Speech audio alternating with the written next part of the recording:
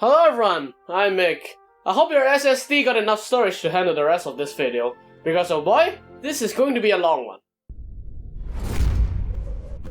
So today, we're going to talk about one of the most anticipated, and some would argue, although I might not agree, the most disappointing VR release of 2020.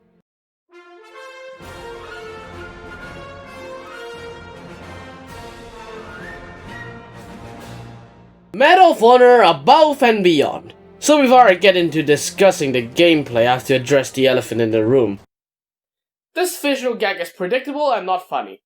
The absolutely ridiculous recommended and minimum spec of an RTX 2080 and an Intel i7-9700K, and the giant install size of more than 170GB. This game has been heavily scrutinized for being a hugely unoptimized and just a mess of a game in general. While how good the game really is come down to personal taste, I can say that the specification and performance issue have been blown way off. For starters, my PC has a Ryzen 5 3600X and an RTX 2060, far lower than the minimum spec. Although I do have experienced frame drops here and there, the game is definitely very playable, and I do not believe the technical sides of things have hindered my enjoyment of the game at all. Plus, all the footage you see in this video, I recorded them all by myself using OBS, so I'd say the game performance is really not that bad as some people made it out to be. That was long. Anyway, let's talk about the more interesting part and not just specs, otherwise this is going to become a Linus Tech Tip videos, and I believe no one wants that. So let's start with the gunplay. I believe the guns of a VR FPS is very important. Well, it's in the name, it's just shooter. Guns in VR have to feel the part, look the part, and sound the part. This game has a really big arsenal of firearms, at least in the single player section. From rifles to SMGs, snipers, grenades, and even rocket launchers. And for all of them, on looking and sounding the part, well, this game is amazing at that. All the weapons look authentic enough, and the sound design in this game is awesome.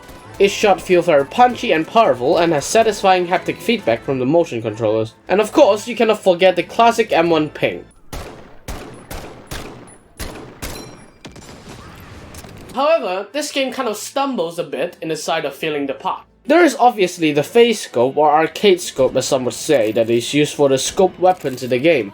As the dev has said, it's done for performance purposes, and there are only like 3 scoped weapons, which all have non-scoped counterparts. Admittedly, they do feel kind of immersion breaking and sometimes lags a bit, but I'm mostly fine with it. The more problematic thing I feel like though, are the weird design choices that I would presume are done for simplicity and accessibility's sake.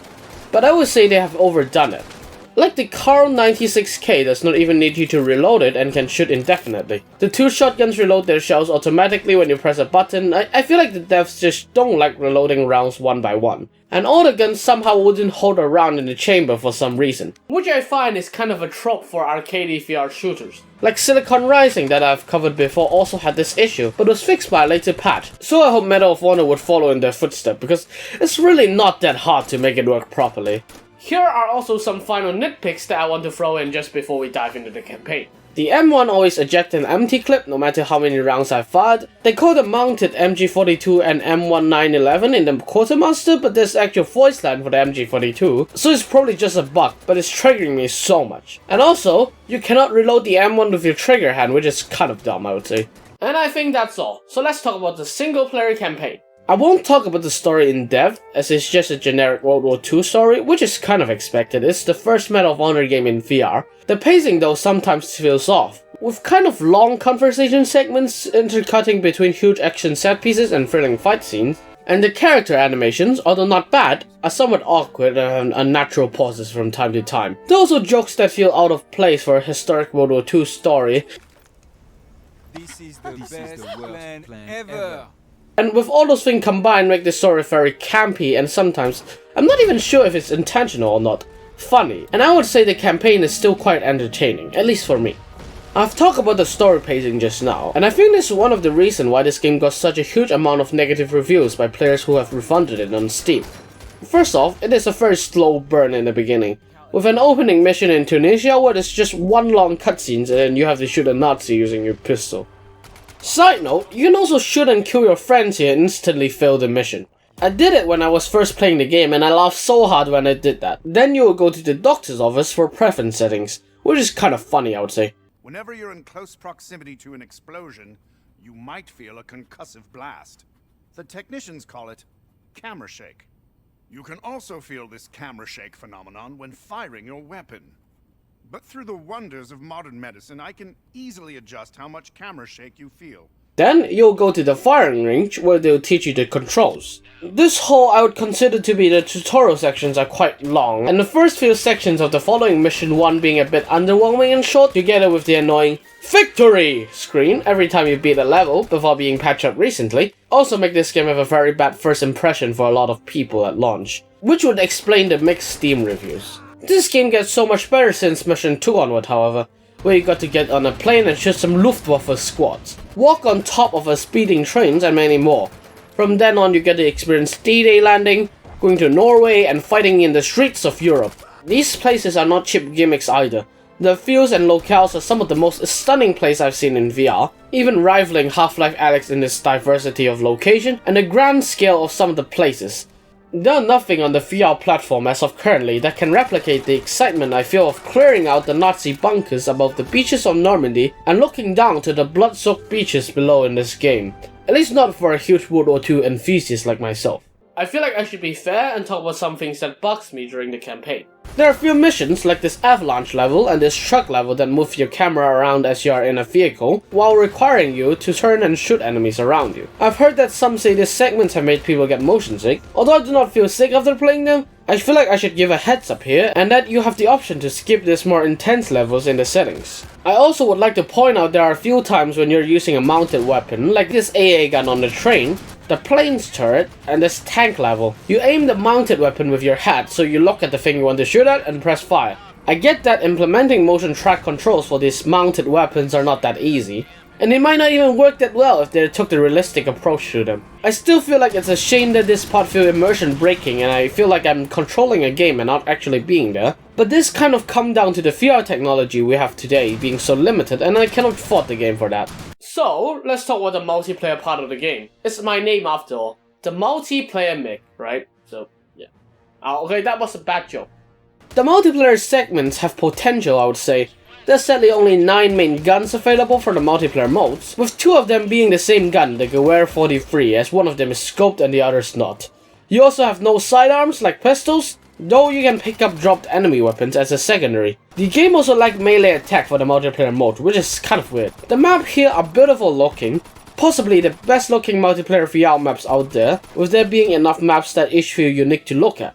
There are 5 game modes, with them being Deathmatch, Team Deathmatch, Mad Bomber, Blast Radius, and Domination. Basically 4 slightly different variations of Deathmatch plus Domination. I guess Mad Bomber and Blast Radius provide enough freshness for it to become interesting. With Blast Radius you can stay inside a circle that spawns Panzerfaust and you can get more points for your kills. And Mad Bomber where you have a time bomb and you can hide it and get points if it explodes, and extra if it actually blows up someone. The multiplayer modes I would say are fun, but it's hard for me to give it a fair analysis as the player count is very small, and it's very hard to find a full lobby with people, most likely due to the $60 price tag and poor reviews. Before I give my final thoughts, I would also like to mention the extra stuff in this game. There are a few small challenges you can go through in each mission's quartermaster, where it's like a mini level that you can replay and try to get a high score at. A survival mode where you need to try and survive waves of Nazi attack, which you can add some modifiers to create your own challenge or mix and match loadouts. They are fun to mess around in, and if you are a high score kind of guy, you'll find this add a lot of replayable value to it. There's also a gallery mode, where they have interviewed real World War II veterans and featured mini documentaries and 360 videos of historic locations like the beaches and bunkers in Normandy. I feel like one of the most hard-hitting one for me is one titled The Enemy. They interviewed a former Wehrmacht soldier that has since devoted his life in warning people, especially the youths, against fascism, which although it is much less glamorous than the American or French vets interviewed there, I feel like it's the most powerful. I believe there are really strong historical values in these documentaries, and this just makes me love the game even more. This video is getting quite long for a bite size, but it all comes down to a final question. Do I recommend this game? Well, the game is one of my favorite VR games as of date, mainly because I'm a huge World War II fan. As I said, there are no feelings better than smashing a Nazi in the face in VR. Plus, the devs look like they're quick to listen to feedbacks and patch stuff out. But objectively speaking, this is not the best VR game out there. Your hand kind of fades through everything and the physics are wonky at best. And there are definitely better designed VR games out there like Alex. I would say this game is more like a theme park ride compared to Alex, which is more like an intricate escape room. The escape room is so much more well crafted and not as generic, each part of it is so meticulously designed, while the big theme park ride blasts you through one big set piece to another without much breathing time, and might lean more toward the gimmicky sides. So, my recommendation is, unless you're a really big World War II fan like me, buy Alex first, and if you have enough money left, buy this game during a sale. And if you want a really good multiplayer VR shooter, get Pavlov.